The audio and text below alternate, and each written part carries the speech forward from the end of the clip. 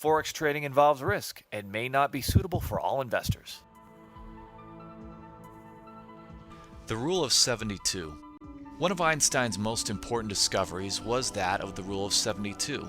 Simply take a monthly return and divide it by 72, and that will tell you how many months it will take to double your money. For example, if you averaged 8% a month, 8 divided by 72 equals 9.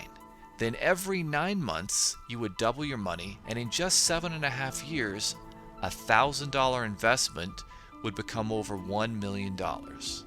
This is something that we encourage our clients to focus on, really implementing this rule in your investments and giving yourself the opportunity to gain financial independence over time.